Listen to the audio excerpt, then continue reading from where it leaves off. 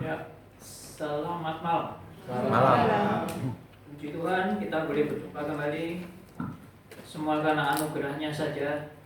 Dan kita sekarang akan belajar satu kebenaran firman Tuhan dalam rangka kita bersyukur bahwa Tuhan sudah memimpin Stris selama 1 semester.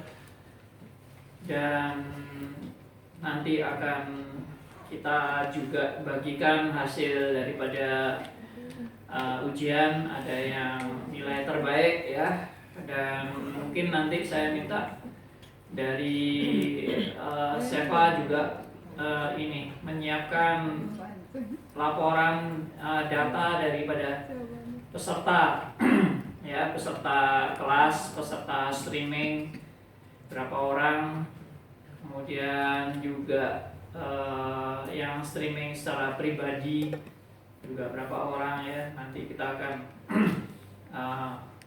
sama-sama melihat laporannya.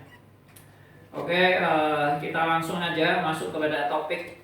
Dari seperti biasa kita waktu penutupan semester kita bersyukur dan kita mengadakan seminar seperti ini untuk juga membagikan kebenaran-kebenaran supaya kita semua bertumbuh dalam kebenaran firman Tuhan, dan juga supaya banyak orang boleh lebih mengenal akan ajaran-ajaran yang bertanggung jawab ya, yang sesuai dengan firman Tuhan. Nah, kita masuk kepada topik Ayub dan penderitaan.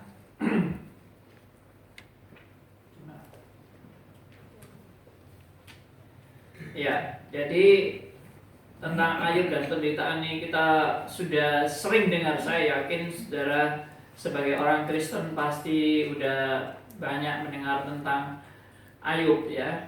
Dan mungkin yang seringkali menjadi pertanyaan bagi kita adalah kenapa orang benar bisa kena musibah? Dan kalau itu terjadi pada kita dan orang-orang di sekitar kita dan orang-orang yang dekat dengan kita juga tentunya seringkali protes, seakan-akan nggak bisa terima kalau orang yang sebaik ini mengalami musibah yang menyedihkan. Ya, mestinya orang yang baik, orang yang dekat sama Tuhan, mestinya kan dilindungi Tuhan, mestinya kan dijamin oleh Tuhan, dipelihara oleh Tuhan. Tapi kenapa orang yang sebaik ini bisa mengalami kejahatan yang mengerikan dan musibah dan sebagainya? Dan itu kita hadapi sampai hari ini. Ya, kita pernah beberapa waktu yang lalu mendengar ada seorang mahasiswi sekolah Alkitab yang kerja praktek pelayanan di satu gereja. Akhirnya diculik, kemudian diperkosa dan dibunuh. Pertanyaannya, aduh, gimana ya? Ini bukan penjahat, ini bukan penipu. Dia adalah mahasiswi yang di sekolah Alkitab, tapi mengalami musibah seperti ini. Ini kan gak enak ya. Gimana kalau ternyata itu adalah, mungkin karena itu orang lain kita nggak terlalu peduli ya. Tapi kalau itu anak kita sendiri atau saudara kita sendiri, gimana kita menghadapi itu? Kita seringkali cuek kan? Oh, bukan saya, atau oh itu nggak ada hubungan dengan saya, oh itu bukan urusan saya nggak peduli, yang penting keluarga aku aman-aman aja gitu kan. Seringkali kan gitu. Tapi gimana kalau itu tertimpa pada kita? Atau kita punya pikiran, nggak mungkin lah kita menghadapi itu seperti itu dijauhkan Tuhan dari kita pasti nggak menghadapi itu. Itu orang-orang yang sial, itu orang-orang yang memang tidak dilindungi Tuhan atau tidak dikasih Tuhan. Tapi kita pasti dilindungi, kita pasti dikasih. Tuhan tidak mungkin membuat kita seperti itu. Nah, seringkali berpikir seperti itu kan. Atau saudara seringkali berpikir begini, moga-moga tidak terjadi pada kita. Ya itu hidup sial seperti itu, atau bahasa Surabayanya apes ya toh. Itu apes-apes seperti itu dijauhkanlah kiranya daripada aku ya. Dalam nama Yesus itu semua pergi. Nah, kan seringkali gitu. Nah, tetapi kenyataannya apa yang kita akan bahas ini yang benar-benar terjadi. Ini juga orang baik, orang sungguh-sungguh, orang yang taat sama Tuhan, tapi mengalami musibah. Ya, nah, oke, mari kita membaca Alkitab. Dan ini sudah pernah saya bawakan, tapi saya akan sampaikan hal yang lebih mendalam tentang bukan masalah proses di Ayubnya ini yang saya pernah bahas, tapi ada pengertian tentang penderitaan itu yang saya mau bahas lebih dalam lagi. Saya tambahkan ya, jadi nggak persis seperti yang pernah saya sampaikan. Mari kita baca dari Ayub pasal 1. Ya, Ayub itu di Perjanjian Lama, bukan Perjanjian Baru. Pasal 1 ayat 1 sampai ayat 22. Tapi kita tidak usah baca semuanya. Kita baca beberapa ayat yang saya sebutkan aja. Ya, sekarang kita baca ayat 1 dulu sama-sama. 1, 2, 3. Ada seorang laki-laki di tanah Uz bernama Ayub. Orang itu saleh dan jujur. Dia takut akan Allah dan menjauhi kejahatan. Ya, dikatakan takut akan Allah dan menjauhi kejahatan. Lalu disebut lagi saleh, jujur. Ya, nah ini kurang baik apa lagi? Saleh, jujur, takut akan Allah, menjauhi kejahatan. Lalu dia, singkat cerita, dia orang yang sangat kaya sekali, dan daftar kekayaannya disebutkan di ayat 3 dan seterusnya. Lalu terjadilah suatu percakapan antara Tuhan dan iblis, dan juga hadir di situ anak-anak Allah. Ada yang menafsirkan itu malaikat, ada yang juga menafsirkan itu anak-anak Tuhan. Ya, ada malaikat, ada anak Tuhan, dan ada iblis juga. Nah, mungkin ada yang tanya, kok bisa ya iblis ngomong-ngomong sama Tuhan? Bisa aja kalau Tuhan mau bicara dengan iblis. Lalu apakah iblis masuk surga? Wah, enak lah, bisa ngicipi surga iblis. Ya, jawabannya nggak harus iblis masuk surga ya untuk bercakap-cakap dengan Allah. Contohnya Musa juga bercakap-cakap dengan Allah, tapi Musa tidak harus masuk surga baru bercakap-cakap dengan Allah. Musa di bumi, Allah di surga, dan Allah bisa ngomong sama Musa. Demikian juga kalau Allah bicara sama iblis, tidak harus iblis masuk surga, nggak perlu itu. Ya, iblis di mana tempat berada, Tuhan bisa langsung ngomong dan mengadakan telekonferensi. Ya, ini telekonferensi zaman Perjanjian Lama sudah terjadi. Dan Tuhan bisa aja buat seperti itu karena Dia Maha Kuasa, ya kan? Jadi tidak usah heran. Oke, berikutnya kita baca ayat yang ke-6. Nah, ini dialog ini kita baca agak lengkap. Ya, ayat 6 sampai ayat 12. Mari kita baca bergantian. Saya ayat 6, saudara ayat 7 sampai ayat 12. Demikian firman Tuhan, pada suatu hari datanglah anak-anak Allah menghadap Tuhan, dan di antara mereka datanglah juga iblis. Maka bertanya Tuhan kepada iblis, dari mana engkau? Lalu jawab iblis kepada Tuhan, dari perjalanan mengelilingi dan menjelajahi bumi. Lalu bertanyalah Tuhan kepada iblis, apakah engkau memperhatikan hambaku Ayub? Sebab tiada seorang pun di bumi seperti dia, yang demikian saleh dan jujur, yang takut akan Allah dan menjauhi kejahatan. Lalu jawab Yesus kepada Tuhan, apakah Anda tidak mengerjakan apa-apa yang diperintahkan Allah? Bukankah engkau yang membuat pagar sekeliling dia dan rumahnya, serta segala yang dimilikinya? Apa yang dikerjakannya telah kau berkati, dan apa yang dimilikinya makin bertambah di negeri itu. Tetapi berkata-kata menjamah segala yang dimilikinya, dia pasti menguji engkau di hadapan. Maka firman Tuhan kepada iblis, nah, segala yang dipunyainya ada dalam kuasamu. Hanya janganlah engkau mengulurkan tanganmu terhadap dirinya. Kemudian pergilah iblis dari hadapan Tuhan. Pada Sudah sampai situ aja. Yang menjadi pertanyaan bagi kita adalah, ini aja di tengah. Nah, enak. DFI.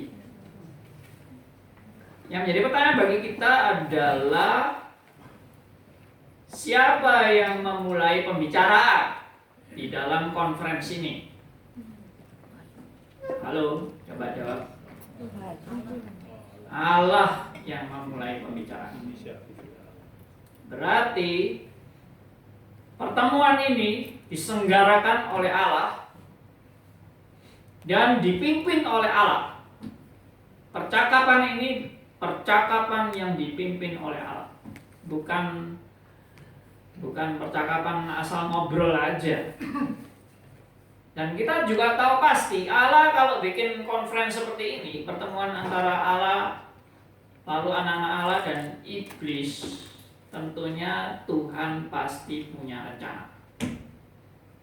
Artinya Tuhan tidak bikin pertemuan lalu asal ngobrol-ngobrol, tidak ada tujuannya. Pasti ada tujuannya. Karena Allah itu bukan Allah sembarangan. Allah kita bukan Allah tanpa tujuan. Allah kita punya tujuan yang jelas.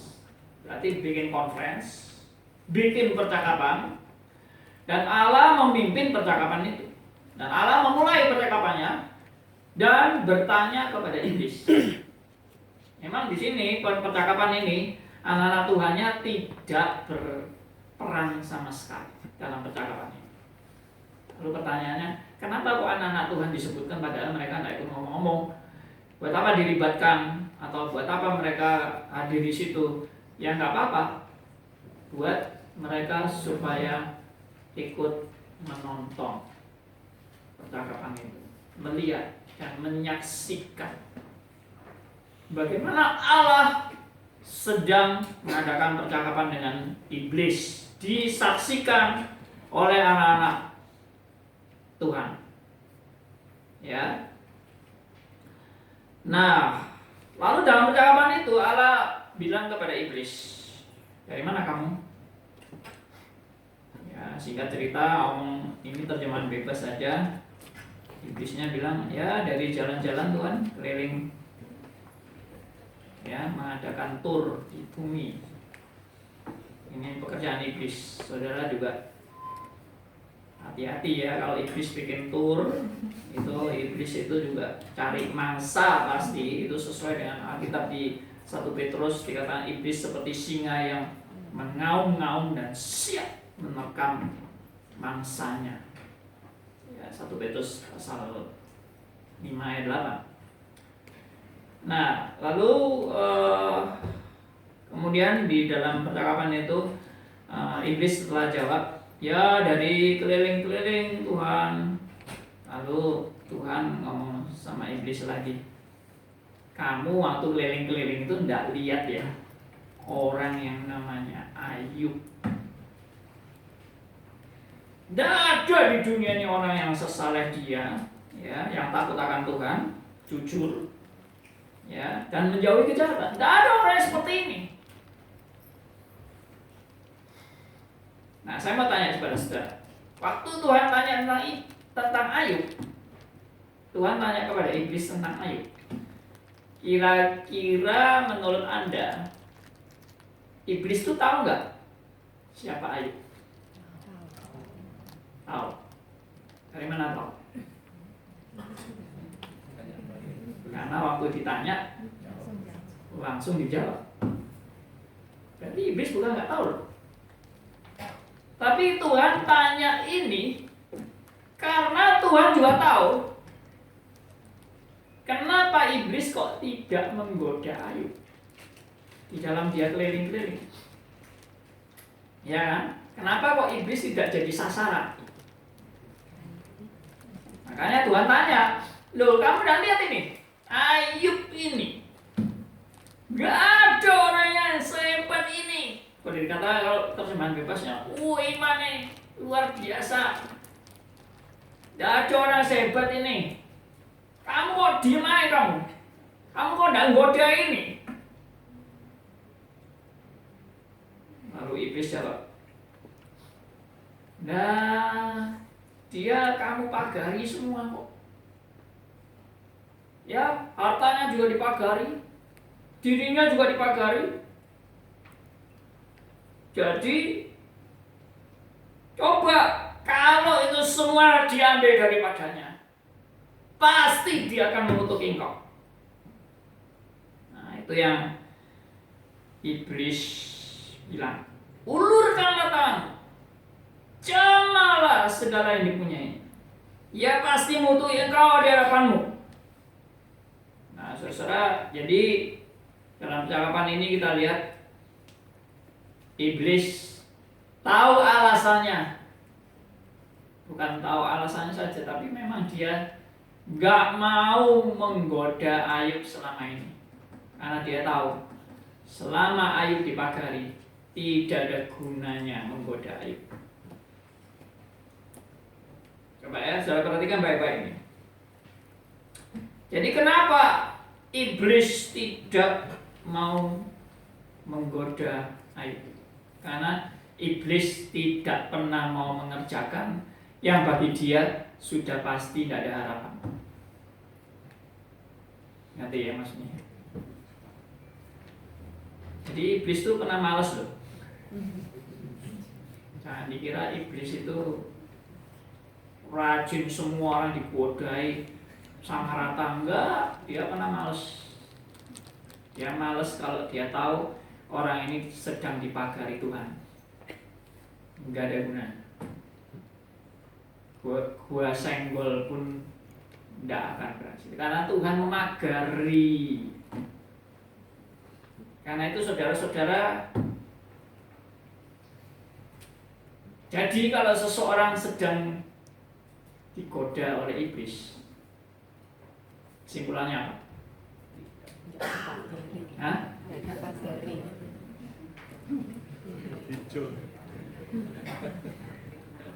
Jadi kalau orang itu sedang digoda iblis, kesimpulannya apa? Dicul. Berarti pagernya mulai dibuka. Nah, di sini kita juga belajar apa? Bahwa Tuhan itu memagari anak-anaknya. Memagari berarti melindungi, menyertai, ya, memelihara. Nah, ini kita percaya dalam doktrin Reform itu namanya providensia. Providensia itu artinya Tuhan memelihara, Tuhan melindungi, Tuhan menyertai, Tuhan menjamin. Itu providensia. Dan kalau Tuhan sudah melindungi, menjamin, memelihara, tidak ada satupun kuasa yang bisa menembus, termasuk si iblis, tidak bisa menembus pagar yang Tuhan sudah pasang.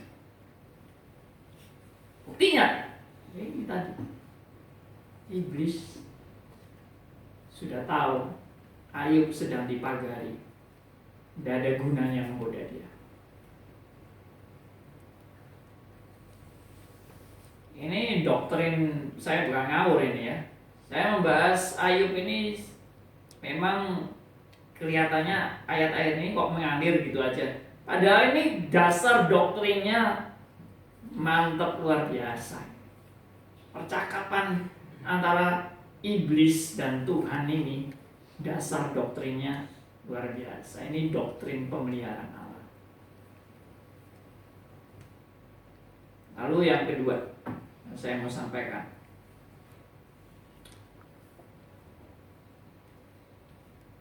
jadi kalau sampai seseorang, ini yang tadi saya tanyakan, sampai seseorang itu digoda dan orang ini mengalami pencobaan, iblis bisa masuk, itu pasti karena sudah tanda petik dalam izin Tuhan. Tapi saya pakai kata izin ini, saya seringkali koreksi dengan kata izin sendiri.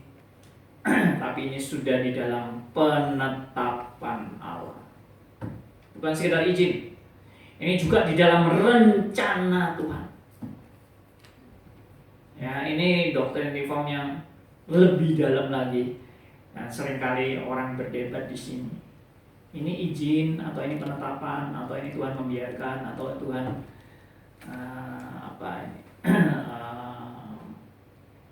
merencanakan. Ini yang mana ini?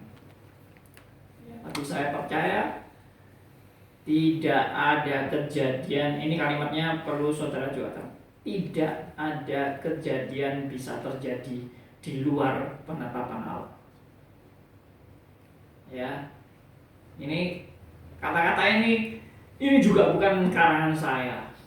Ini adalah kesimpulan dari seluruh doktrin reform yang sangat kental dan solid dan integrated, ya, harmonis, komprehensif. Ini prinsip doktrin reform. Saya ulang. Jadi tidak ada kejadian bisa terjadi di luar penetapan Allah. Artinya, kalau Allah sudah merencanakan, menetapkan semua itu akan terjadi, tidak ada kejadian bisa terjadi di luar ketetapan Allah. Artinya, tidak mungkin Allah bisa kebobolan. Ya, seperti tadi, Ayub dipagari oleh Tuhan. Waktu Ayub dipagari oleh Tuhan, tidak mungkin iblis bisa membobol pagar Tuhan ini. Nggak mungkin. Karena kalau sampai kebobolan, berarti pagar Tuhan ini tidak terjamin. Pagarnya bisa dibobol. Berarti Tuhan ini menjaga pagarnya kurang bagus, atau buat pagarnya kurang bagus. Pagarnya KW2 mungkin.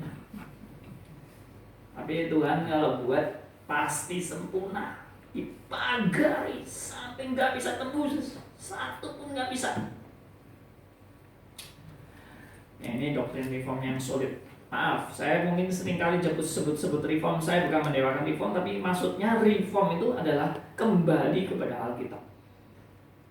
Ya, ini suatu statement yang kembali kepada Alkitab, bahwa Allah berdaulat, Allah berkuasa, Allah memelihara, Allah sempurna di dalam rencananya, tidak ada yang salah, tidak ada yang keliru, tidak ada yang bisa merusak rencana Tuhan, karena Dia berdaulat di atas segala-galanya, berkuasa di atas segala-galanya, dan rencananya sempurna, tak bercacat. Tidak ada kelemahan, tidak ada kekurangan, tidak ada revisi. Ini semua adalah kata-kata solid yang terangkum dalam kuliah-kuliah distris. Tidak perlu revisi. Tuhan kalau punya rencana itu tidak ada revisi, karena sekali punya rencana pasti sempurna. Dan tidak ada kesalahan, tidak ada kekeliruan, tidak ada salah hitung, tidak ada salah prediksi, dan tidak ada kuasa lain yang bisa merusak kuasa Allah. Gitu. Oke, kembali ke sini lagi. Jadi nggak mungkin ada kejadian yang bisa terjadi di luar penetapan Allah.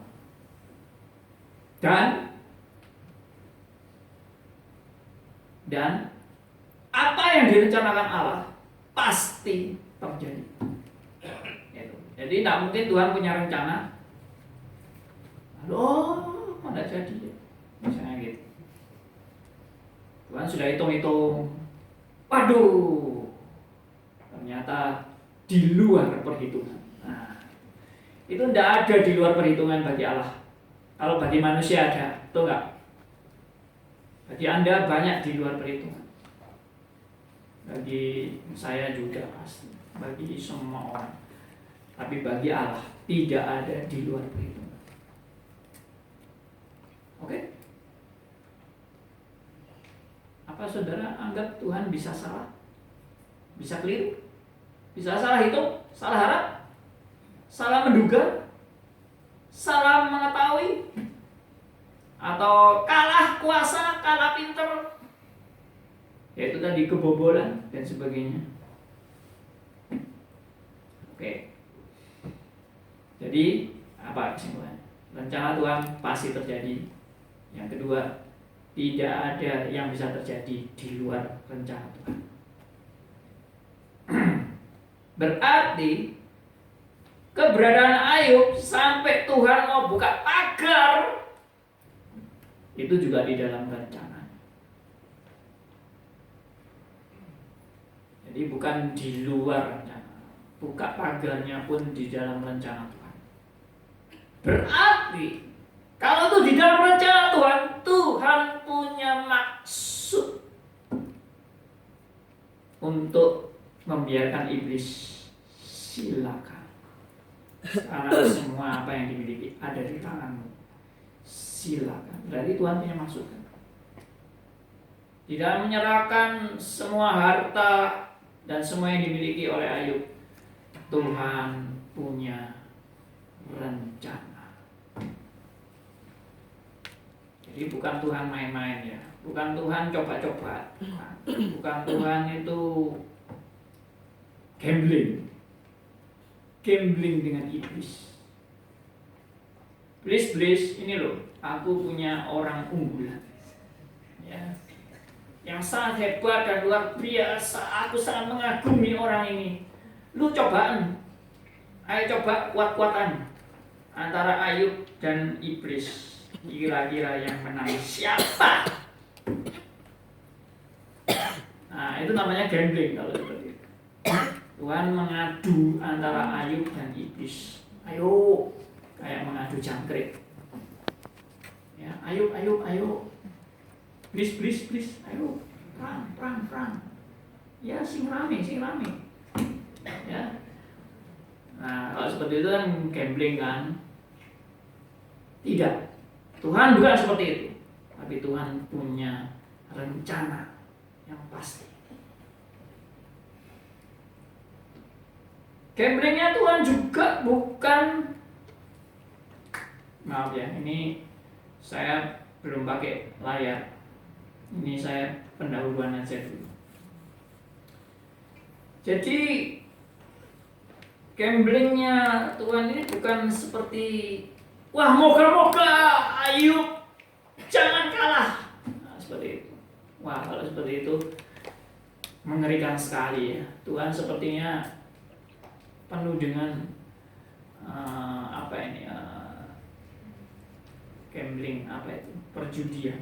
Ya, semoga Ayub menang, semoga ayo jangan mau kalah. Ya, seperti orang yang diadu di atas ring. Ya, pagi main tinju, wah, ini promotornya apa segala macam, supporter dan sebagainya. Wah, beradu. Apakah seperti itu? Saya yakin tidak. Apakah Tuhan juga mengandalkan kehebatan Ayub dan keluar biasaan Ayub itu untuk diadu dengan iblis? Saya yakin tidak. Nanti akan saya jelaskan selanjutnya. Jadi dari kesimpulan ini,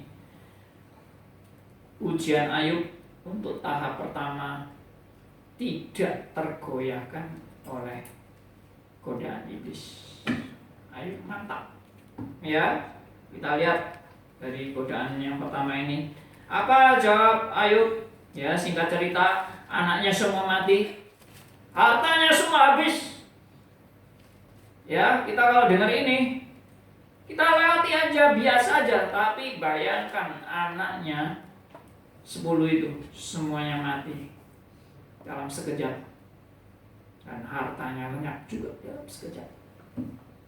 Orang kalau kaya raya seperti itu, lalu hartanya lenyap sekejap, waduh, bisa gila. Apalagi anaknya juga mati semua. Kita punya anak, ya mungkin kita kolaps juga ya. Kalau anak kita ada yang meninggal, kita pasti sedih, kita pasti sangat kehilangan. Ini 10 hilang semua. Bayangkan. Tapi Ayub mengeluarkan kalimat-kalimatnya sangat bagus. Dan kalimat ini seharusnya menjadi kalimat Anda dan saya pada saat kita mengalami kehilangan. Ya, kalimatnya apa? Mari kita baca Ayub 1 ayat 21. Mari kita baca sama-sama. Ayub 1:21. 1, 2, 3. Katanya, dengan telanjang aku keluar dari kandungan ibuku. Dengan telanjang juga aku akan kembali ke dalamnya. Tuhan yang memberi, Tuhan yang mengambil. Terpujilah nama Tuhan. Saudara, Ayub dengan sangat jelas mengeluarkan satu statement yang seharusnya menjadi pelajaran bagi Anda dan saya pada saat kita mengalami kehilangan apa yang kita punya. Yaitu yang pertama, dengan telanjang aku keluar dari kandungan ibuku, dengan telanjang juga aku akan kembali ke dalam. Artinya, datang gak bawa apa-apa, pulang pun tidak bawa apa-apa. Orang seringkali lupa, datang gak bawa apa-apa, tapi pulang kepengen bawa semua yang aku sudah dapatkan selama di bumi. Aku mau rangkul terus. Jadi matinya tidak enak, matinya mendelik, karena nggak rela semua yang kumiliki harus kulepaskan. Ya, orang kayak gini mati paling sengsara. Tapi Ayub luar biasa sekali. Aku datang lewat dengan telanjang, aku juga akan pulang dengan telanjang juga.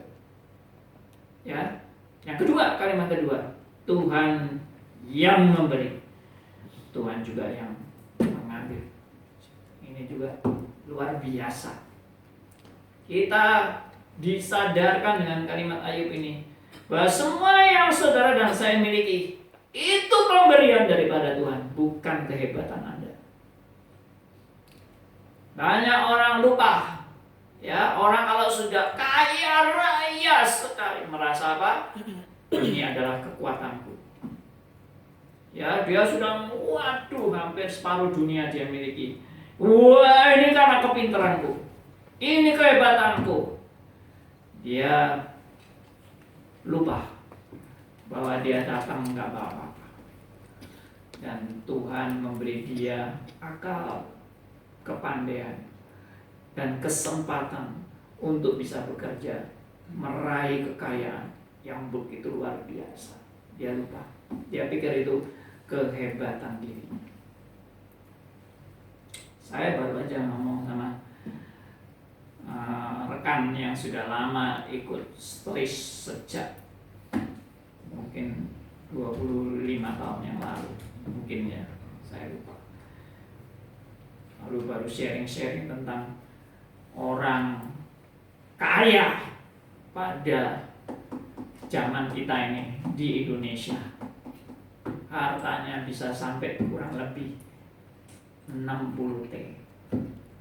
Ya, saya nggak mau sebut namanya karena saya tidak mempunyai data statistik. Ya, lalu orang ini, waduh, saking hartanya, saking banyaknya 60 T itu, dia sangat membanggakan prestasinya. Dia dekat sama presiden, dia wah, semua pejabat penting dia kuasai semua. Ya, 60 T, main-main. Ya, kita setengah T aja. Kok setengah ya? 1/100 T atau 1/1000 T. Ya, oke. Jadi Ayub benar-benar sadar apa yang dia miliki semua adalah pemberian dari Tuhan, dan Tuhan mau ambil silakan. Ini yang kerja ini iblis, tapi Ayub tetap punya konsep semua dari Tuhan, dan Tuhan kalau mau ambil itu haknya Tuhan. Jadi teologianya Ayub ini lumayan, ya. Ayub enggak ngamuk-ngamuk sama iblis. Iblis, kurang ajar lu ya. Enggak.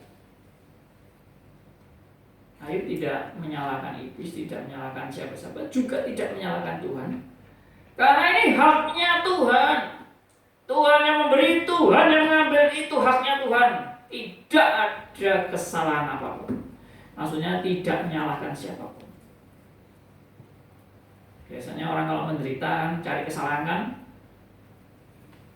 pertama-tama cari kesalahan diri sendiri.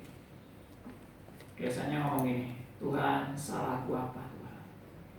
Betul ya? Tuhan salahku apa? Apa aku nggak kurang baik Tuhan sama kamu? Aku sudah jadi majelis, aku sudah pelayanan, aku sudah aktif, ya, aku sudah ini. Oh, jadi aku kurang baik apa? Atau Tuhan salahku apa? Ngomong Tuhan salahku apa itu merasa apa? Aku nggak mau salah ya. Tuhan salahku apa? Ya berarti dengan kata lain, aku nggak ada salah nih. Kenapa aku ini kok dibiarkan seperti ini? Kan gitu. Ayub tidak cari siapa yang salah. Ayub langsung ingat pada Tuhan. Aku datang dengan telanjang, aku pergi pulang juga dengan telanjang. Tuhan yang memberi, Tuhan yang mengambil. Oke? Nah, lalu ronde kedua, Ayub dapat percobaan yang lebih dahsyat, yaitu tubuhnya yang kena musibah, ya, sampai porok luar biasa dalam tubuhnya, dan ini sangat mengerikan sekali sampai semua orang menjauh dari dia, sampai istrinya sendiri pun bilang kutukilah Tuhanmu itu, ya, sampai dia juga bilang sama istrinya, kamu seperti perempuan gila, ya, yang omongannya kacau kalau. Nah, kemudian Ayub mengatakan lagi satu statement bahwa kenapa kita hanya mau menerima yang baik dari Allah, tapi tidak mau menerima yang buruk. Artinya di sini di ayat ini, Ayub pasal 2 ayat 10, ya.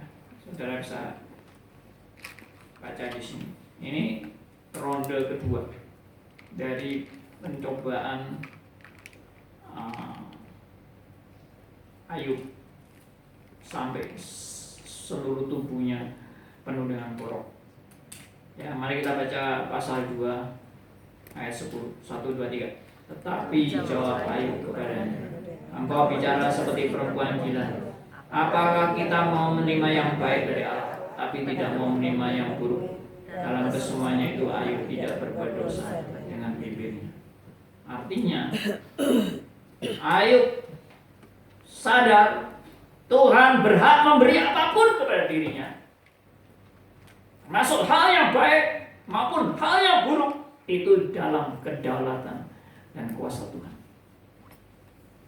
Nah, ini sungguh-sungguh ini doktrin luar biasa.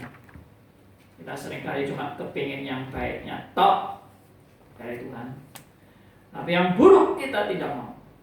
Tuhan sekarang mengajar melalui kata-kata Ayub ini bahwa kita sebagai ciptaan Allah mestinya siap menerima apapun yang Tuhan mau kasih, karena kita percaya satu, Allah berdaulat, yang kedua, Allah pasti berbuat yang terbaik bagi setiap anak-anaknya. Berbuat yang terbaik itu gak selalu mengenakan kita. Berbuat yang terbaik dari Allah bisa, tanda petik, menyengsarakan kita. Kadang-kadang orang itu gak siap. Dalam pikirannya adalah Yang baik dari Tuhan mesti yang enak buat saya. Nah, itu seringkali konsep manusia pada umumnya kan. Yang baik dari Tuhan pasti itu yang mengenakan saya. Tapi kita nggak pernah berpikir yang baik dari Tuhan itu bisa membuat kondisi saya, tanda petik, buruk. Dan itu terjadi pada Ayub. Jadi yang maksudnya buruk ini bukan mau menyalahkan Tuhan juga.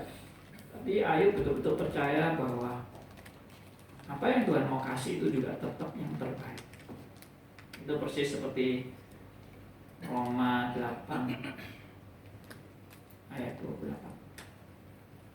Allah bekerja dalam segala sesuatu untuk mendatangkan kebaikan. Bekerja dalam segala sesuatu. Roma 8 ayat 28. Saya pernah menjelaskan konteksnya. Bahwa Roma 8 ayat 28 itu orang-orang Kristen pada waktu itu diancam untuk disiksa, ditangkap, dibunuh bahkan. Dan di dalam ancaman yang mengerikan, di dalam orang-orang Kristen akan dibantai menjadi martir. Rasul Paulus mengatakan Allah bekerja dalam segala sesuatu untuk mendatangkan kebaikan. Meskipun kamu nanti mati sebagai martir, itu mendatangkan kebaikan. Itu yang tidak pernah masuk dalam konsep saudara dan saya kan, bahwa kebaikan itu adalah mungkin membuat saya mati. Kebaikan itu membuat saya sengsara. Kebaikan itu membuat saya mengalami, tanda petik, musibah. Itu kebaikan. Tidak terpikir kan?